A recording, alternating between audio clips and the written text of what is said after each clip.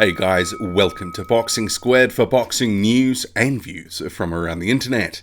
3 weeks to go until Tyson Fury and Deontay Wilder square off at the Staples Center in Los Angeles. Not long now, and it's going to creep up fast. So in this video, we're going to whip through a bunch of stuff in the build-up, starting with some of Deontay Wilder's thoughts on the fight, his preparation, and what it means for his career. Then on to some talk of ticket sales, which has become a bit of a flap for some fans, and on to denials that Joyce was knocked out in sparring. Buckle in. Let's go. Deontay Wilder at his media day made a number of interesting comments, which I thought I will touch on. And starting with, I feel like I'm at my very best right now. Mentally, physically, emotionally, I'm ready to go. Everything is perfect. I just want to get in the ring and show action. Tyson Fury doesn't know what he's got himself into. As a true champion, I know how to adjust to any fighter that's in front of me. My experience facing fighters of all styles has prepared me for this special fight. I've had tremendous sparring. Every day I'm making adjustments and getting myself right so I can get my timing and style exactly how it needs to be.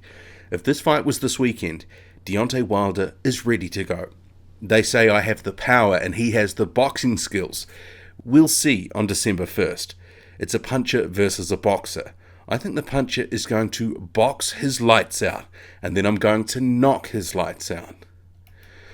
Deontay Wilder's statement. So first off, Wilder, he is projecting the image of confidence here, and we actually should expect nothing less. Very confident guy, and he is coming into the biggest fight of his career. He needs to get up for it mentally, and arguably, he is in the prime of his career, so physically, he is ready to roll here, and he does back himself to beat Tyson Fury. On the sparring side of the coin, so Wilder says he's been getting really good work from guys like Junior Farr, Ivan Deichko, and Malik Scott. And Malik Scott, you've probably seen elsewhere, he's been mimicking some of Tyson Fury's style. And in this shot, you can actually see Scott in the southpaw position. And I expect we are going to see a bit of that in this fight. Fury, he will be switching it up and trying to throw Wilder off his game. Give him different looks, give him something to think about. And potentially Fury may box large parts of rounds or even full rounds in the southpaw stance.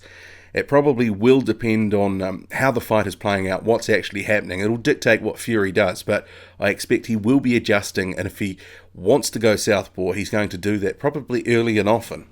But Wilder, clearly from his statements, is happy with the work he's getting from sparring, and he says that he's ready for anything that Fury throws at him. And that probably includes Fury turning southpaw.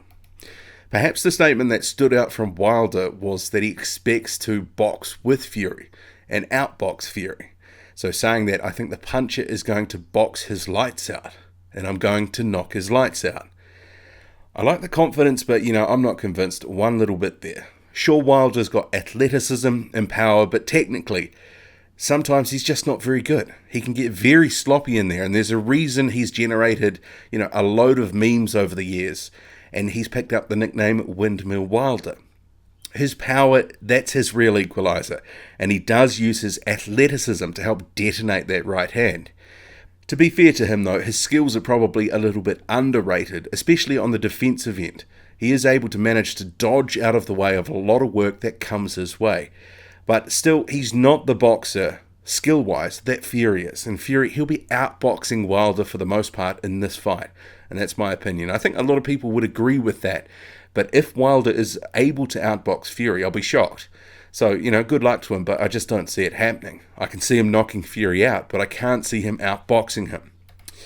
Another interesting statement that Wilder has made is, I'm intact mentally, emotionally, and physically.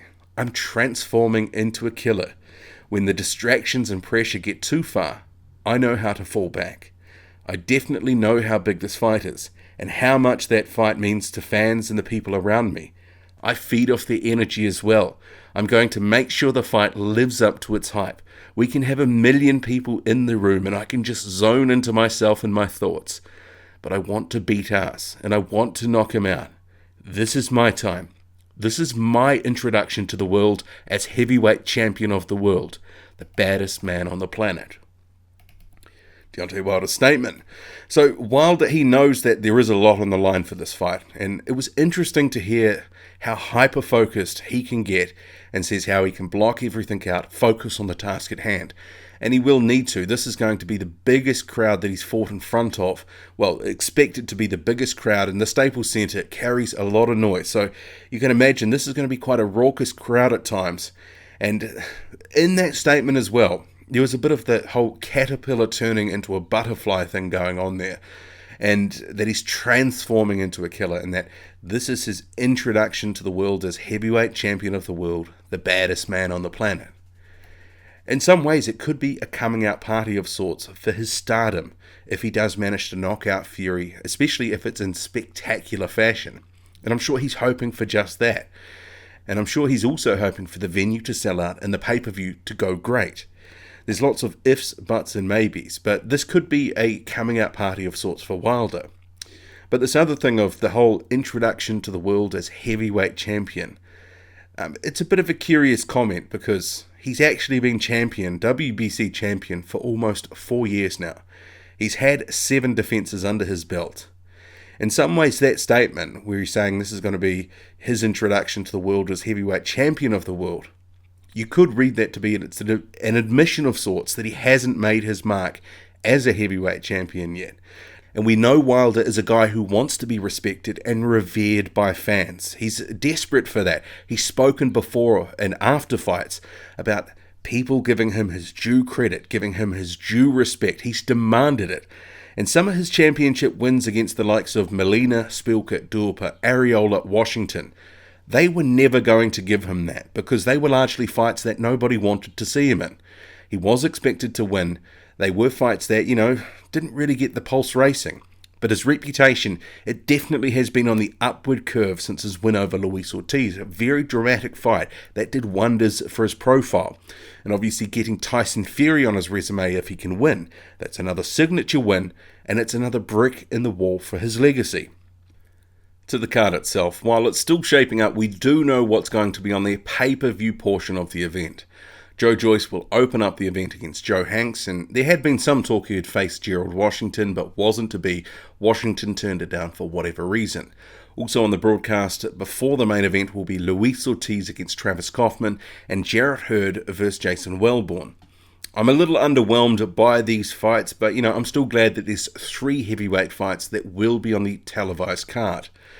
Now on to ticket sales, and this is an issue that has been dividing some fans, and I had a few comments on a recent video questioning whether it was really news and there was any news value in talking about tickets, and there was something wrong about boxing fans discussing ticket sales. But my counter to that is, ticket sales is always a talking point for big fights, has been for decades, whether it's the size of the crowd or how much the live gate pulls in. And for this fight, the talk has revolved around whether the fight is going to sell out given thousands of tickets remain unsold. So it's not new that fans are talking about ticket sales, and especially for a fight described by both Wilder and Fury as being the biggest heavyweight fight in the world, a fight that Wilder also said would sell out and sell 2.5 million pay-per-views. So with all that in mind, of course it's going to be a talking point. They've made it a talking point. I would suggest that some of those that are talking down the news value of ticket sales, they'd be crowing about ticket sales had the event already sold out. And it just might still sell out. There's plenty of time. And there is expected to be a bit of a late rush on sales in the final 36 hours, according to ticket reseller Jim Boone. But in terms of what we do know, here's a map of the official Staples Center site where you can buy tickets from. The blue represents sections where seats are still available. But quite a few of those blue sections, they are quite heavily sold. They're nearly sold out. But there are some others, like these ones on screen, where there's still a lot of seats left. And ticket resellers, they are also in on the action. And here's a shot from Frank Warren's favourite ticket reseller, StubHub. So as you can see, they are reselling seats all over the venue. Some of the premium ringside seats, they're going for thousands of dollars each. You can see one ticket there, $7,000. But StubHub is also selling tickets in the upper bowl. tickets which are not available to be purchased by the public from the official Staples Centre site. And presumably these cheaper tickets have been brought up with the intention of selling them at a markup, and that is of course how ticket sellers or resellers make their money. And StubHub isn't alone. There are others who are selling tickets, or reselling tickets I should say. And with general sales and these ticket resellers doing their thing, it's really difficult to estimate how many tickets have sold. Some estimates a week ago placed it at 7,000 or 8,000, but that was excluding the upper bowl, so sales could be well over 10,000. It's just really hard to say. In the event, it could well be sold out come fight night, or at least very close. But I'd note, just because a ticket reseller has their hands on tickets doesn't mean sales are worse, because they're on selling tickets. So technically, those tickets, they've already been purchased. I've actually seen a few pushing an idea that because StubHub has seats listed in what appear to be sold areas of the Staples Centre, that sales are worse than they are.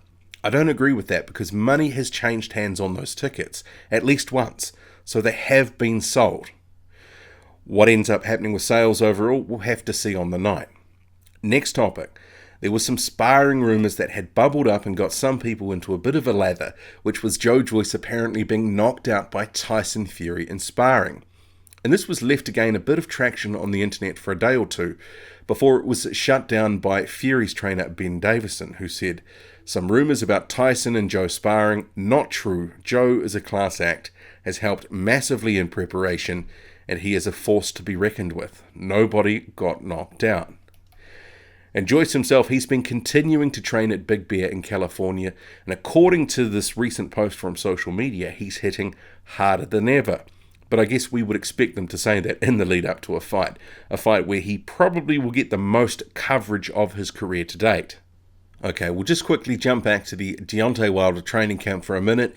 Wilder's trainer JDS has been very complimentary of the work 15-0 prospect Junior Farr has been giving the WBC champ. Telling News Hub, usually we only bring sparring partners in for 1 week at a time, but Junior will actually be here for an entire month. He's just completed the first sparring week and he got a lot of good rounds. He's very competitive, talented and very athletic as well. So it's great for us.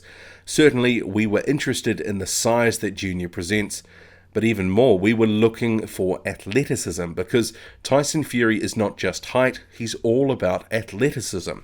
So I'd rather have a 6'5" guy that's athletic than a 6'8" guy in camp that's more of a statue. We wanted an athletic guy, and I immediately thought of Junior.